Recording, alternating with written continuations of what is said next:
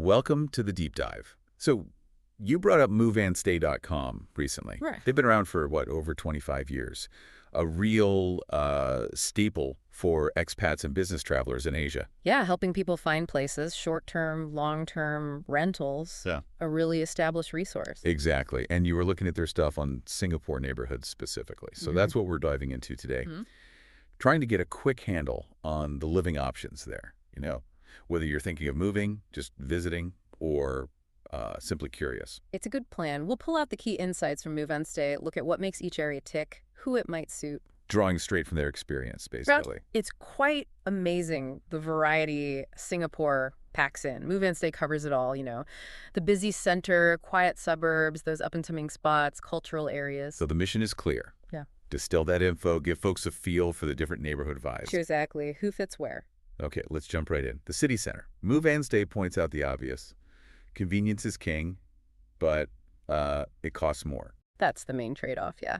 Big price tag. But what else? Are there, less obvious things to think about with city living there? Well, beyond the rent, it's definitely a lifestyle choice. You've got everything on your doorstep, which is great. Yeah. But maybe less personal space. It's constantly buzzing, Some people love that energy. Others, maybe not so much. Peace and quiet takes a backseat. Right. Makes sense. Let's take Orchard Road first. Iconic, right? Yeah. Move and Stay calls it the retail hub. Shops, food, entertainment. Endless. It really is nonstop. But they also mention quieter, leafy streets nearby. That seems surprising. It is a bit, yeah. You can live just off Orchard and have this weird mix, unbeatable shopping access. Right there. But then you duck into a side street and it's, calmer. Still, you can't totally escape the buzz, the traffic, the people. It's always there. So, ideal for someone who thrives on that. Pretty much. And Move and Stay notes the big clubs are there too, the American Club, Tanglin Club. Speaks to a certain established, affluent vibe in those pockets. Okay. Moving slightly away, but still central. River Valley and Robertson Quay. Move and Stay says these are magnets for young professionals, expats. Why them specifically? It's a different kind of buzz compared to Orchard, more focused on lifestyle, I'd say. Restaurants, bars along the river. It's very social. The nightlife aspect. Exactly. Great for people looking to connect, go out. And Move and Stay points out the housing mix is interesting too. You've got sleek, modern condos. High rises. Yeah, but also conserved older houses. So different tastes catered for, architecturally speaking. Plus, really good bus links, easy hop to the CBD. Gotcha. Okay. Staying central but shifting gears. Chinatown and Tanjong Pagar. Move and Stay calls it a blend of heritage and modernity. How does that feel day to day? You really feel the history there. The old shop houses next to new buildings, the temples, it's tangible. And the food. Move and Stay nails this, everything from amazing, cheap hawker food to really upscale restaurants. It's this constant back and forth between old and new, creates a unique atmosphere. Living options. Pretty diverse. You can find HDB flats, that's the public housing, generally more affordable, or those really cool restored shop houses. Different budgets, different styles, and still super close to the CBD. Okay, so that covers the energetic core. Let's shift outwards now to the tranquil suburban areas. Move Onzi talks about peace, quiet, green spaces, community. Yeah, the appeal is pretty clear, a different pace of life. What are some maybe less obvious pluses of going suburban in Singapore? Well, besides the quiet, you often get a stronger sense of local community, I think. More neighborhood events, maybe easier to know your neighbors. It can feel more grounded and often more family-focused. Right. So first up, Holland Village and Bukit Timah. Holland Village, or Holland v. Move and Stay, says it has a unique sort of bohemian vibe. What does that actually mean on the ground? It means it feels a bit more eclectic, less corporate maybe. Lots of independent shops, quirky cafes. Move and Stay mentions it's always been popular with expats, which adds to that international, maybe slightly alternative feel. A place to discover things. Yeah, exactly. Less predictable than a big mall. And then Bukit Timah. Move and Stay highlights the greenery, being near the Bukit Timah Nature Reserve. How big a deal is that for outdoorsy types? Oh, it's huge. Having a proper nature reserve practically in your backyard, that's immediate access to trails, fresh air, a real escape. A major selling point. Definitely. Yeah. Big draw for nature lovers, people who want to hike or run outdoors. And as Move and Stay points out, the good schools nearby make it super popular with families too. Plus, it's still well-connected transport-wise. Good combo. Okay, next. Katong and Jochiet. Move and Stay really focuses on the Peranakan heritage. Can you unpack that a bit?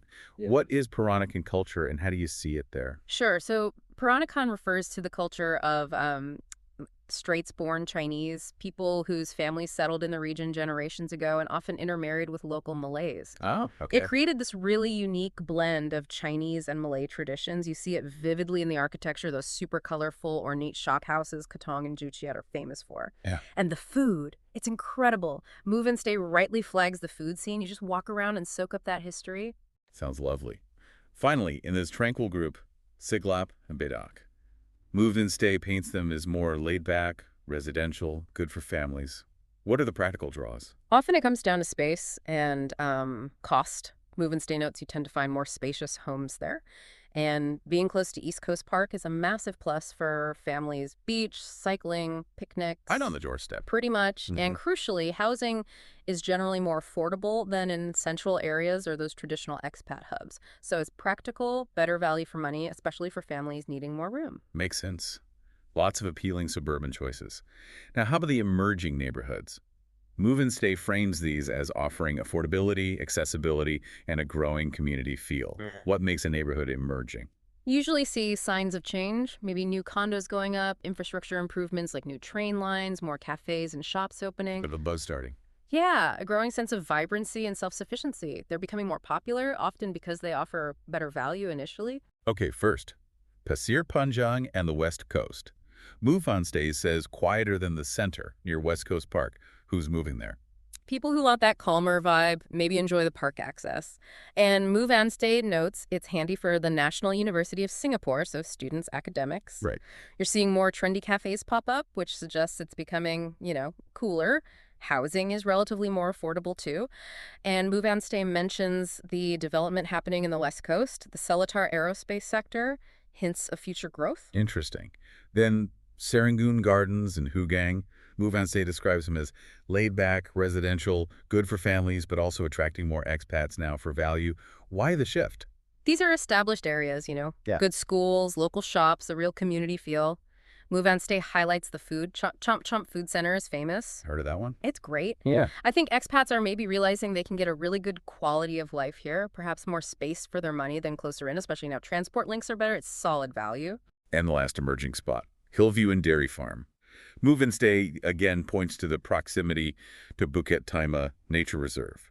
What's the real advantage for nature lovers living right there? It's like the reserve is your extended backyard. Immediate access, hiking trails, views.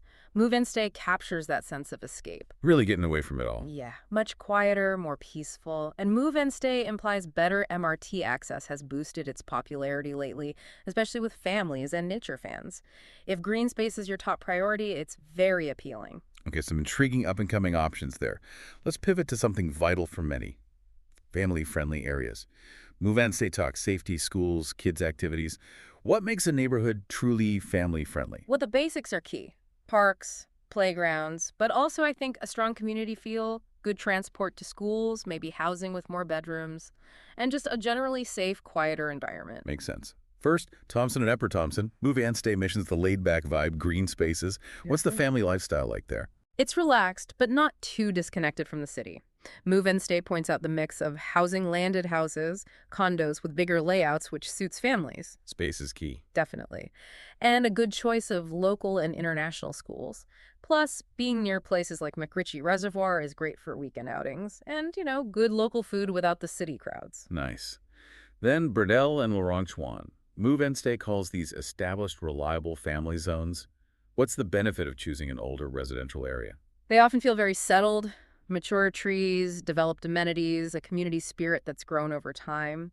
Move and Stay flags the good schools again, a big plus, and excellent public transport, lots of parks, community centers. The infrastructure for families is already there. Solid choices.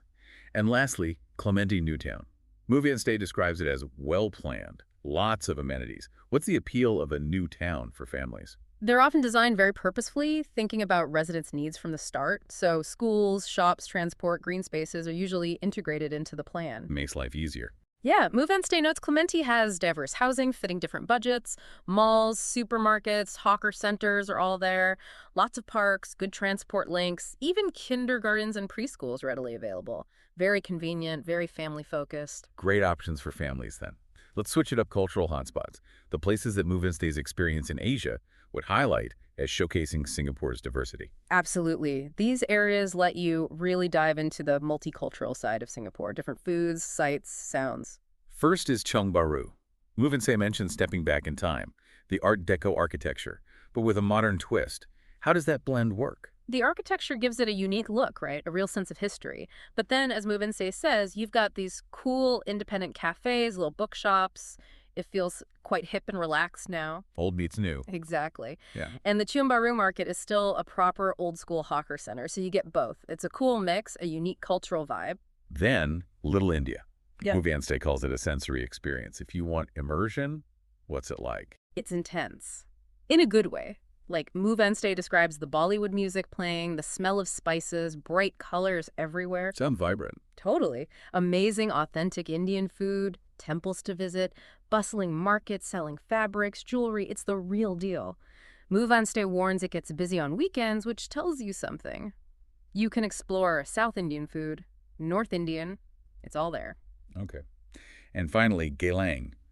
Move-In Stay acknowledges its controversial side, but beyond the nightlife rep. Yeah, it has that reputation. But during the day, it's actually really interesting. Move-In Stay mentions the food. It's incredible. Seriously. Everything from super cheap eats to quite high-end stuff, often open late. A foodie destination. Definitely. And you see interesting traditional architecture, too. It has a different energy, maybe a bit more local, less polished than other areas. Move-In Stay says rough around the edges, which is fair, but that's part of its character. Shows a different facet of Singapore. Fascinating contrasts. Okay, shifting back to nature crucial for many, especially for longer stays, which Move-In Stay focuses on. Let's talk access to parks. So important for well-being, especially in a dense city. A bit of green space makes a huge difference. First, East Coast Park. Move-In Stay calls it a classic. Why is it always so popular? Well, it's right by the sea, cycling, running, BBQs, just chilling by the water. Move-In Stay highlights the food options too, lots of seafood restaurants. It's just easy, accessible, and caters to everyone, families, friends, couples. A real crowd pleaser. Yeah. Then Bishan Aang Mo Kio Park. Move-In Stay mentions the naturalized river. How does that change the park experience? It makes it feel much more alive, less like a man-made space. The river attracts wildlife, looks beautiful. As Move-In Stay says, it's great for families with its playgrounds, but also just lovely for anyone wanting a walk or jog. A real community hub. And for a deeper nature fix, McRitchie Reservoir. Move-In Stay talks trails. The treetop walk. What's that like? McRitchie is more rugged, more like a proper hike. Move-In Stay describes the options easy boardwalks or tougher forest paths. The treetop walk gives you amazing views over the canopy. Like being in the jungle. Pretty much. A real escape. Move-In Stay gives good advice. Bring water. Watch out for the monkeys. Living near these parks, as they imply, just boosts your quality of life, exercise, relaxation, stress down. Can definitely see that. Okay, finally, let's talk nightlife and dining. Where to go when the sun goes down? Something Move-In Stay users surely ask about. Oh, yeah. Singapore definitely comes alive after dark. Lots of choices. Sark Quay is first. The most famous spot, according to Move-In Stay. What's the vibe? Energetic. Lively. As Move-In Stay says, it's a historic area, but now packed with restaurants, bars, clubs. Very buzzy, especially weekends. Lots of choice. Easy to hop between places. The main party zone. Pretty much, yeah. Just next door is Boat Quay. Move-In Stay says similar, but maybe a bit more relaxed. How's it different? It's got that same riverside setting, lots of restaurants and bars, but yeah, generally a slightly more chilled vibe. Move-In Stay notes the outdoor seating, great river views, popular for after-work drinks, maybe a slightly older crowd sometimes. Good alternative if Clark Quay feels too intense. Exactly, and Move-In Stay points out it's popular with expats too. Okay, and we circle back to Holland Village again. Move-In Stay mentioned its bohemian feel earlier. How does that translate to nightlife and dining? It's more eclectic, less chain restaurant focused than the Crees. Move-In Stay talks about the diverse food, cozy bars, sometimes live music. Feels more like a neighborhood spot, somewhere to explore and find hidden gems. And they mention good Asian food options, too. And yeah, as Move-In Stay sort of wraps up, the scene keeps changing. New places pop up all the time. Always something new to try. Wow, okay. So that's a pretty comprehensive tour, drawing on all that insight from moveinstay.com, built up over 25 years helping people in Asia. Yeah, it really shows the range. It seems clear, doesn't it? Whatever you're looking for, schools, transport, nature, nightlife, community feel, Singapore likely has a neighborhood that fits the bill. Absolutely. And Move-In Stay's breakdown really helps highlight that.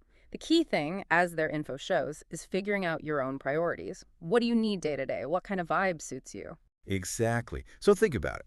As you've listened, which of these descriptions really clicked with you? Or maybe with where you'd like to be? Perhaps it's time to, check out Move and Stay yourself, do some more digging online, maybe even a virtual tour. See which bit of Singapore might be your spot. Good thought to end on. Thanks for taking this deep dive with us.